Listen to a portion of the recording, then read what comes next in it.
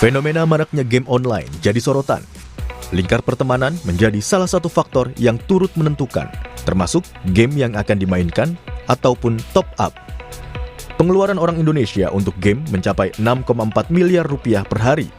Ini menunjukkan besarnya potensi ekonomi dari pasar game tanah air.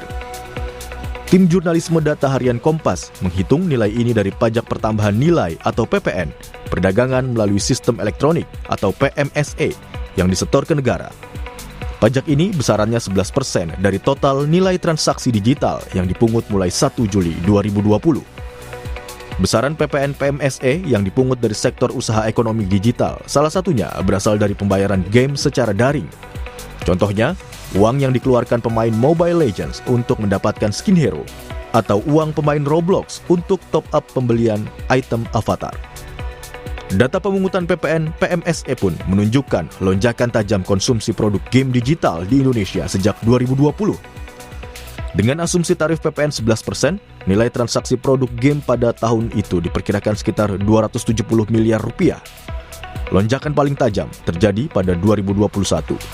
Penerimaan PMSE digital meningkat menjadi 3,9 triliun rupiah.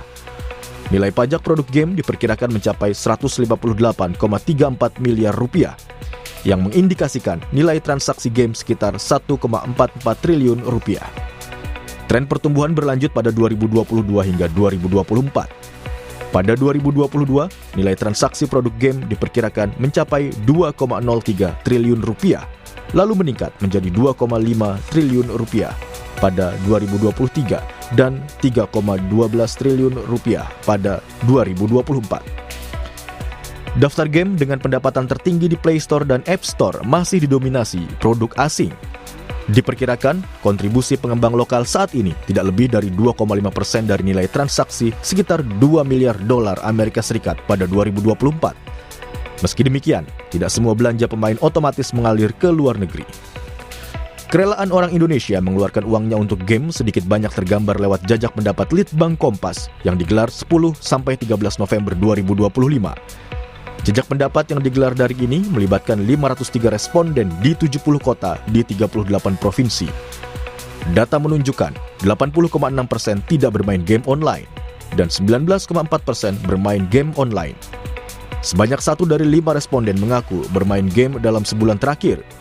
Dari jumlah itu, sebanyak 32,2% di antaranya pernah melakukan top up untuk membeli game atau karakter dan item dalam game.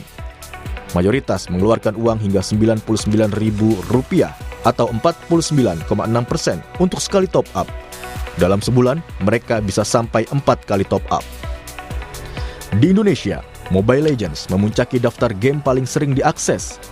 Menurut survei penetrasi internet dan perilaku pengguna internet tahun 2025 oleh Asosiasi Penyelenggara Jasa Internet Indonesia, game lain yang juga sering diakses adalah Free Fire dan PUBG. Ketiga game ini tergolong free-to-play atau bisa dimainkan secara gratis. Namun, aplikasinya menyediakan item-item yang bisa dibeli untuk meningkatkan kepuasan bermain. Dalam jangka panjang, hal ini bisa menjadi beban finansial karena model ini memainkan aspek psikologis pemain. Harga per item terlihat murah, tetapi akumulasi pembelian seringkali luput disadari.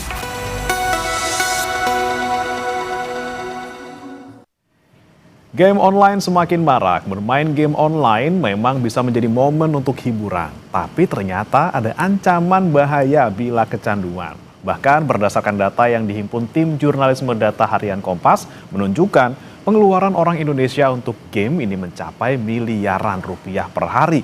Termasuk untuk melakukan top up, untuk membeli game atau karakter item dalam game. Nah, lebih jauh kita akan bahas bersama dengan Insan Al-Fajri dari tim Jurnalisme Data Harian Kompas. Selamat pagi, Mas Fajri.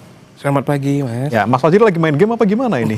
Seru banget ini lagi melihat data-data yang mau kita presentasikan. Iya, oke. Jadi ini yang menarik nih, Mas, ya, yang kita mungkin jarang capture gitu di fenomena kehidupan kita. Orang bermain game itu biasanya saya lihat cuma kecanduan doang nih.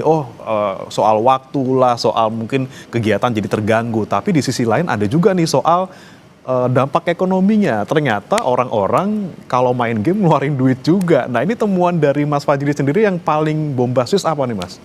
Oh iya, jadi memang belakangan terasa gitu Mas ya. Kita para pemain game di Indonesia itu beberapa diantaranya mulai katakanlah menormalisasi proses belanja di dalam game atau saat bermain game. Karena untuk melihat, kami dari Harian Kompas mau melihat ini seberapa besar sih nilainya. Karena kita lihat di tongkrongan, dilihat di media sosial, ada tren kayaknya orang mulai biasa tuh belanja untuk permainan yang sebetulnya tersedia secara gratis. Lalu kita lihat data-data apa yang memungkinkan kita untuk bisa melihat atau menghitung besaran nilainya. Ternyata di Indonesia sejak tahun 2020 Mas, pembelian di dalam game ini yang termasuk di dalam pajak digital itu sudah mulai dipungut oleh pemerintah per 2020. Datanya tersedia, cuman masih gelondongan yang disebut dalam pembelian melalui sistem elektronik. Itu kayak grup perdagangan yang di dalamnya misalkan kita langganan musik, langganan film juga ada di situ. Nah, data ini kami cari untuk presentasi game aja berapa dari PMSE itu. Sehingga didapatlah nilai kurang lebih dari 2020 hingga November 2025 itu estimasi pengeluaran orang Indonesia untuk game itu mencapai 12 triliun, sekitar 12 triliun. Itu dalam waktu 5 tahun total, ya, 12, sekian triliun. Kalau kita detailkan per tahun, 2020, 2021, itu trennya naik. Yang lumayan signifikan naiknya. Oke, nah ini menarik sekali. Ini berarti 6,4 miliar per hari ini, itu rata-rata keluarnya untuk game-game di dalam negeri, atau ini ngalirin kan banyak kan keluar nih Mas sebenarnya? Betul, yang salah satu yang menjadi concern kita adalah pertama kami melihat seberapa besar nilai dari industri game di tanah air, paling tidak dari yang disumbang oleh pemainnya. Jadi kita melihat pemain Indonesia tuh mampu belanja berapa sih gitu. Terus masuk ke periode kedua, dari nilai ekonomi yang dari 5 tahun terakhir itu triliunan rupiah jumlahnya, ini mengalir kemana? By data, game-game yang populer di Indonesia, misalkan katakanlah 3 game utama misalkan, itu memang punya pengembang atau penerbit luar negeri Mas. Jadi apa itu sih? Mobile Legends? Ada Mobile Legends, ada Free Fire sama Clash of Clans? PUBG. PUBG. Ya. Itu berdasarkan surveinya APJJI 2025. Nah jadi memang kuenya besar, lumayan besar, secara ekonomi lumayan nil angkanya. Tapi kalau kita bedah lagi di dalamnya, ini mengalirnya kemana? Rata-rata masih ke pengembang dan penerbit luar negeri. Sementara pengembang game lokal kita, pengembang game di Indonesia, secara persentase belum sangat signifikan. Mungkin dari ekosistem game ini baru menyumbang 2,5 sampai 3%. Sisanya ke luar negeri. Itu 2,5% itu pengembang kita sistemnya juga yang beli di dalam game, jadi gamenya mainnya gratis, tapi kita top up untuk beli sesuatu, atau beli putus gitu Mas kalau yang dari Indonesia sendiri? Iya, jadi salah satu yang juga coba kami jawab, kenapa kok pengembang lokal kita kontribusinya tidak begitu signifikan di pasar dalam negeri, padahal ini dia tuan rumah di sini gitu. Yeah. Ternyata ada perbedaan dalam sisi model bisnis Mas. Kalau pengembang lokal game kita itu rata-rata membuat game yang sifatnya beli putus ya. Dia bikin game lalu nanti ditaruh di marketnya dan orang membeli kopian dari game itu. Terus game ini juga lebih banyak dimainkan di personal komputer, bukan di gawai. Nah itu yang membuat pengembang lokal kita belum begitu signifikan. Selain juga kultur dari pemain game di Indonesia yang tidak match dengan produknya pengembang lokal. Jadi orang Indonesia punya kecenderungan memilih game sesuai dengan selera sosialnya. Jadi tongkrongan lagi main A, dia juga akan main A. Karena pengen temen online-nya biar ada, kita mabar gitu ya. Dan ini situasi ini agak berat bagi pengembang lokal karena dia harus mengintrodusir sebuah permainan yang sama sekali baru, tongkrongan tidak tahu ini game apa gitu, dan itu menjadi tantangan juga. Iya, itu tadi tantangannya adalah bagaimana kita bisa nyari orang yang main game yang sama kalau tidak dari awal kita download game yang sama dengan teman kita gitu ya. Tapi yang menarik itu Mas, ini kan katanya ada fenomena di mana ini rela loh nggak makan atau rela loh untuk kebutuhan finansialnya yang utama malah tersingkirkan gara-gara game online. Ini Mas Fajri juga punya datanya nggak Mas? Betul, kita untuk menjawab ya, kan game yang populer di Indonesia itu modelnya adalah free to play. Orang bisa memainkan itu secara gratis dengan mendownloadnya dan memasangnya di gawai masing-masing. Tapi untuk permainan yang sebetulnya bisa dilakukan secara gratis ini, kenapa ada orang harus belanja di dalamnya? Lalu kami gali ini dari para pemain game di Indonesia.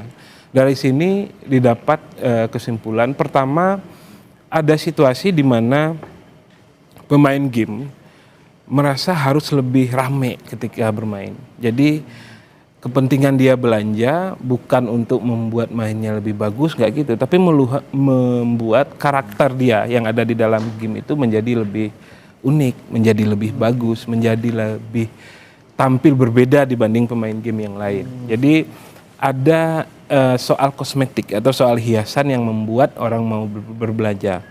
Beli item A membuat tampilanku jadi lebih bagus saat bermain.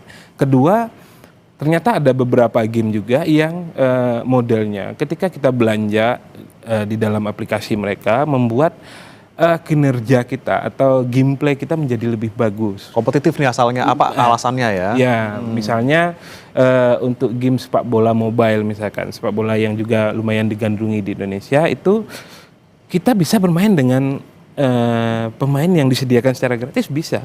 Tapi untuk bisa masuk ke level yang lebih tinggi itu agak berat. Kecuali kita mau ya top up sedikit, terus ya sudah kita coba peruntungan. Oke, jadi secara kompetitif juga masuk tadi ya biar dia bisa naik ke level tertentu. Ada juga masalah tadi biar apa namanya tuh Mas, biar mentereng gitu ya skinnya, biar lebih menarik. Berarti ini ada juga pengaruh apa ya, psikologis orang itu berarti pengennya ketika mengeluarkan sesuatu ini kan pasti kan ada pemicunya Mas. Berarti ini orang-orang sudah mulai kecanduan gitu kan. Nah, apakah juga ada permainan psikologi di sana yang mungkin developer mainkan supaya ini bisa menambang uang lebih banyak lagi nih dari gamer-gamer ini? Jadi memang salah satu yang kami ulas juga dari liputan industri game ini adalah apa yang membuat orang belanja terus.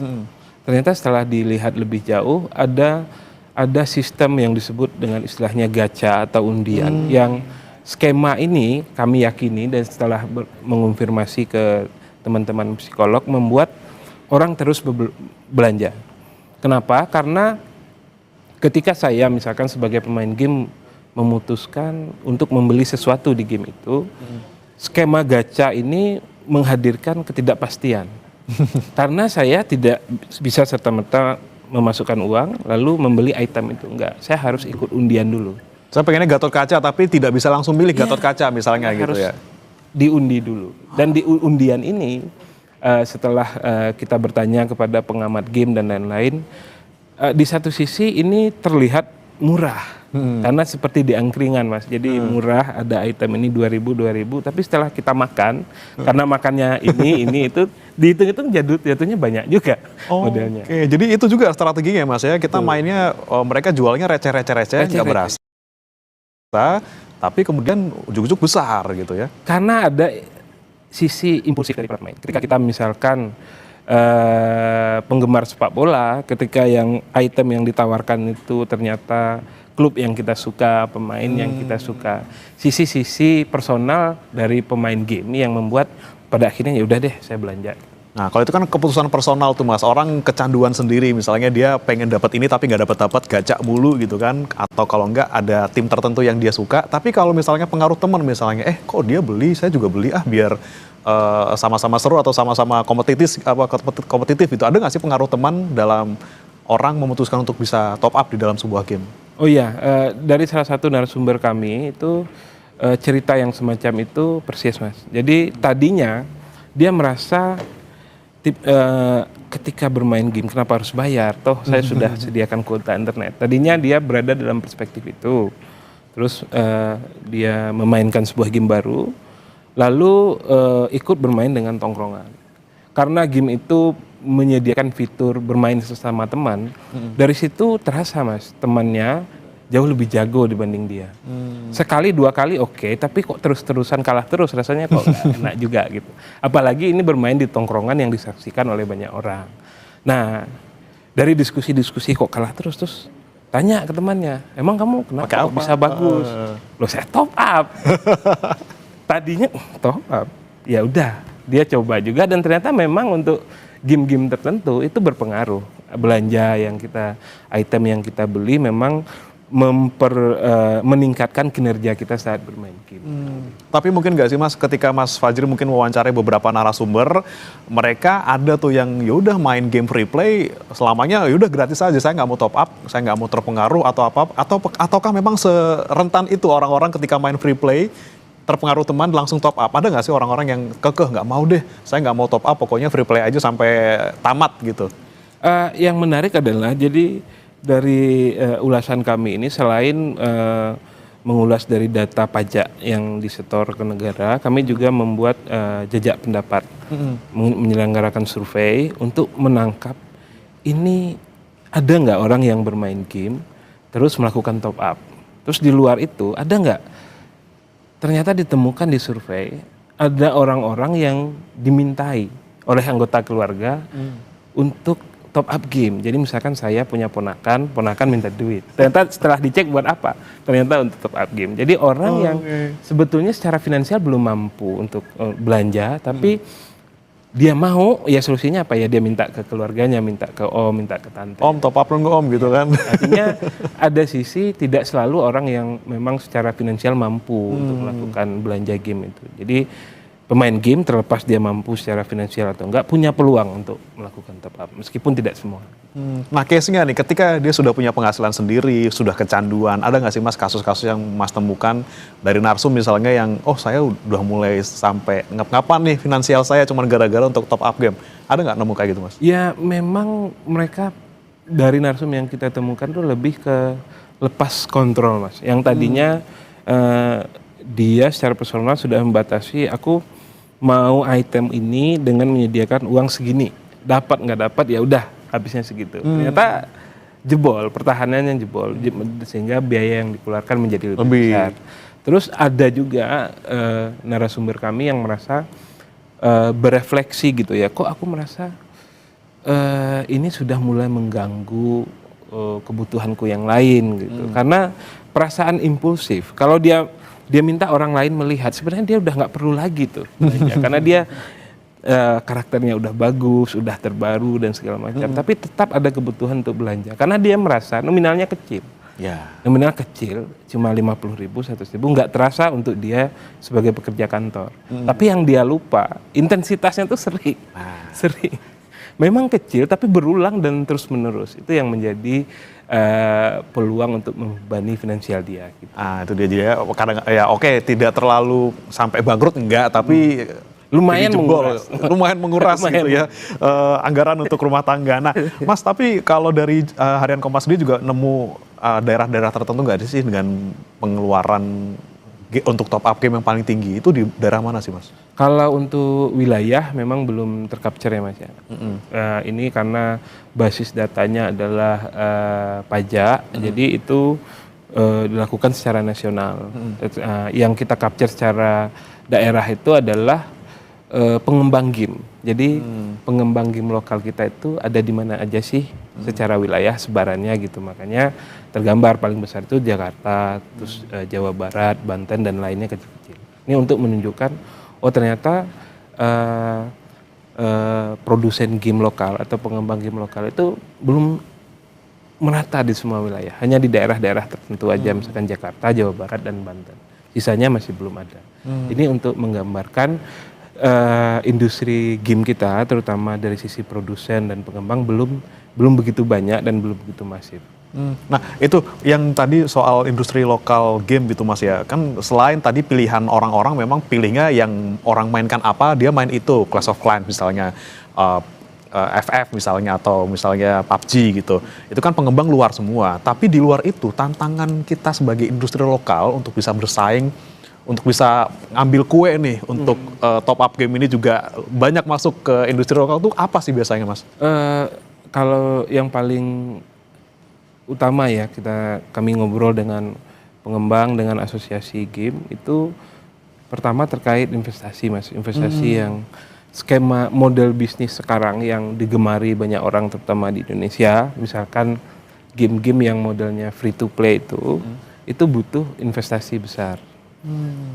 Ini menjadi PR tersendiri bagi pengembang game lokal terkait pendanaan, bahwa apakah mereka selama ini menerima investasi dapat, cuman apakah nilainya sudah bisa membuat mereka bersaing atau paling tidak bisa mengimbangi sedikit game-game yang sudah populer di tanah air, masih berat. Itu dari sisi investasi. Yang kedua dari sisi kultur pemain. Kita pasar market dalam negeri itu kan unik ya. Dia sudah selama bertahun-tahun terpapar oleh game-game yang itu dari luar. Untuk bisa bersaing bagi pembuat game baru dari Indonesia, untuk bisa bersaing meraih perhatian publik Indonesia sedemikian masif itu agak berat.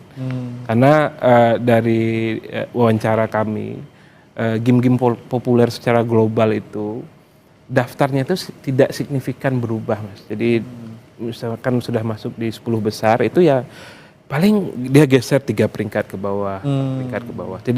Jarang terjadi di industri game itu istilahnya kuda hitam ya, dari game baru dimuat terus meledak sekarang sehingga dimainkan banyak orang, itu jarang terjadi. Jadi selain soal dana, saingan sama raksasa-raksasa ini juga sangat-sangat sulit gitu ya untuk industri game lokal kita. Karena kan memang ini menurut mereka ya, game yang sifatnya free to play itu secara bisnis juga berisiko. Misalkan begini, kita sudah investasi modal besar, terus menyiapkan semua infrastrukturnya. Misalkan yang paling krusial di game itu misalkan server yang harus lebih besar. Dengan skema game yang sifatnya free to play, server ini juga disediakan bagi pemain yang cuma ingin gratisnya.